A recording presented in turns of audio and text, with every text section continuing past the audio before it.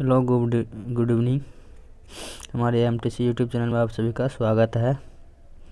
चलिए, आज मैं आप लोगों को एक न्यूमेरिकल बताने जा रहा हूँ। न्यूमेरिकल पूछा जाता है 2 मार्क का। तो सो गाइस, आप लोग न्यूमेरिकल बिलियन चैप्टर से पूछा जाता है और इसी टाइप का क्वेश्चन पूछा जाता है। ठीक है, तो उम्मीद है आप लोग को ये समझ में आएगा जो मैं बताने जा रहा हूँ। ठीक है, देखिए 3 पॉइंट 1 नंबर का क्वेश्चन है। ठीक है, इसको याद रखिएगा। यहाँ पे दिया गया है 3.6 मतलब 3.6 सल्फ्यूरिक अम्ल विलयन में 29% H2SO4 है।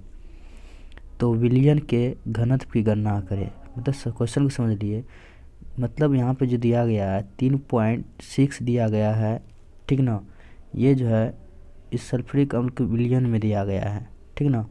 तो सबसे पहले देखिए, ये जो विलयन में है 29% HO4 है। मतलब इतना सल्फ्यूरिक अम्ल के विलयन में H2SO4 जो 29% है। विलयन जो बनाया गया है 3.6 का, है ना, मिलियन का।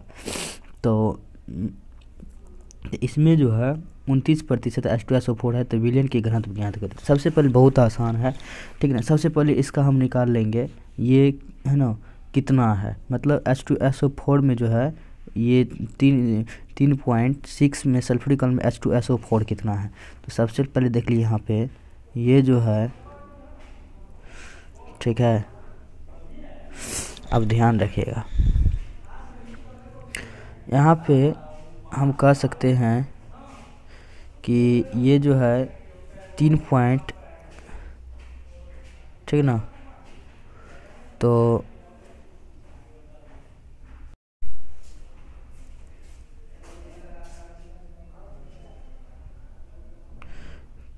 3.6 है ना मिलियन में, एम से सूचित किया था मिलियन मिलियन में H2SO4 का द्रव्यमान कितना होगा। मतलब जो हुआ H2SO4, ठीक ना, इसका द्रव्यमान कितना होगा। मतलब एम मास कितना होगा।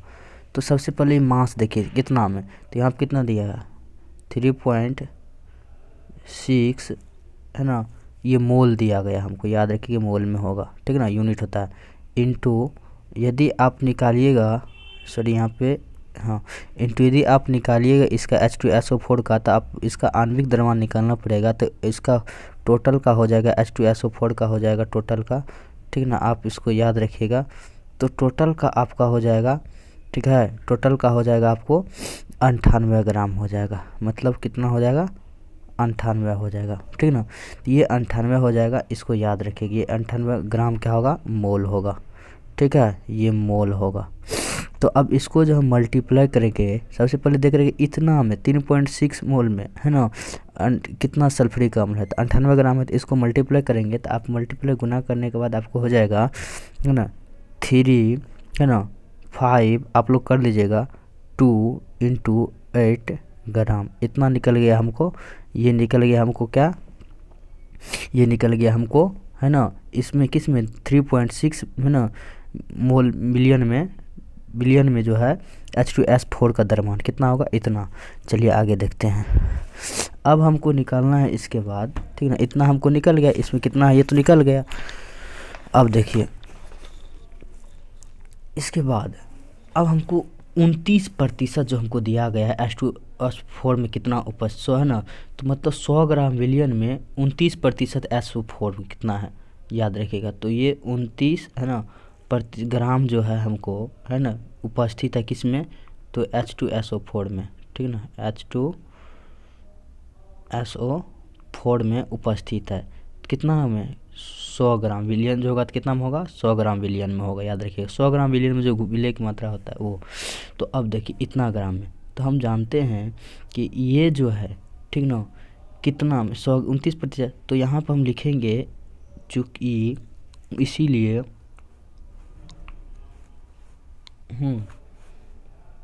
इसीलिए कितना में करता है, कितना हम निकाले थे, तो 352.8 निकाले थे ना।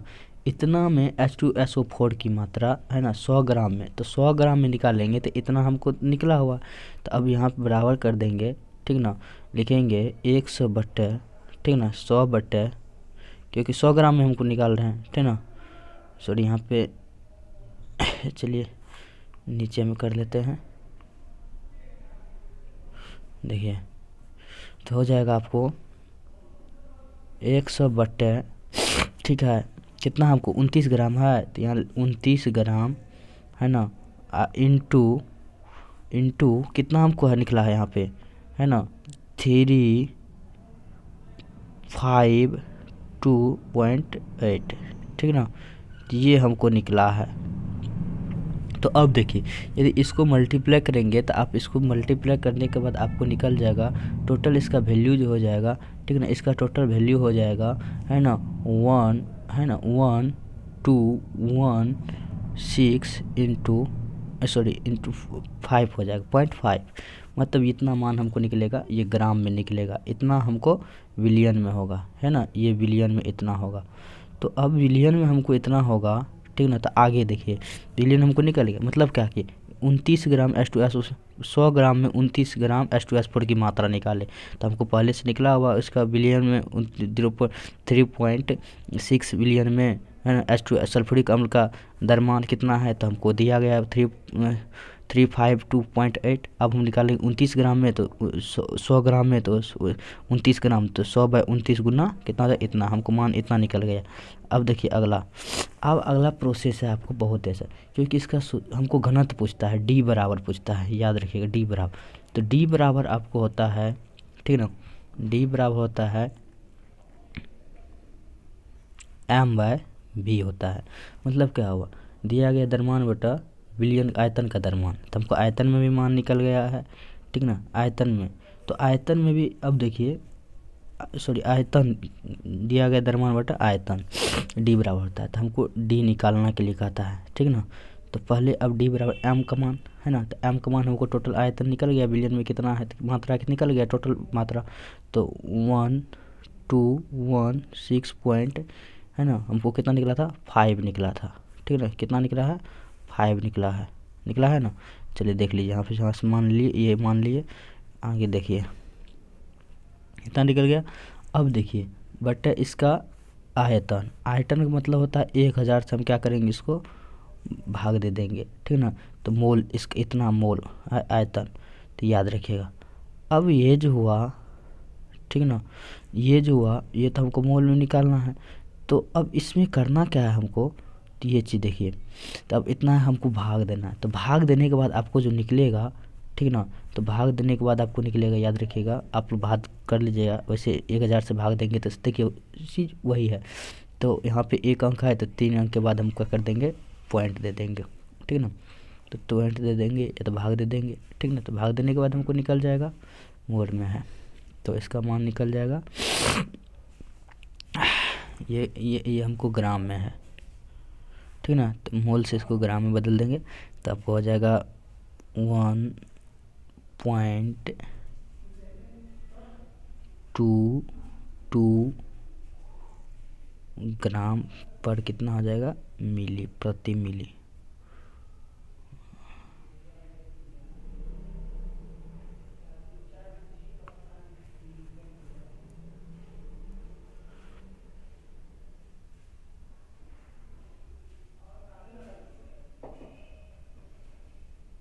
ये ग्राम पर प्रति मिली, ये आपको मान निकल गया, ठीक है। तो ये हो गया, आपको बहुत ही आसान है। यहाँ पे आप ग्राम में है तो हमको ग्राम में मान देना है, तो इसलिए ग्राम में चेंज कर लिए भाग देने के बाद, ठीक ना। तो चलिए इतना ही, इसके बाद नेक्स्ट क्वेश्चन बताएंगे, ठीक ना। समझ में आया कि नहीं ये आपको बताइएगा, ठीक है। Please, thank you so much.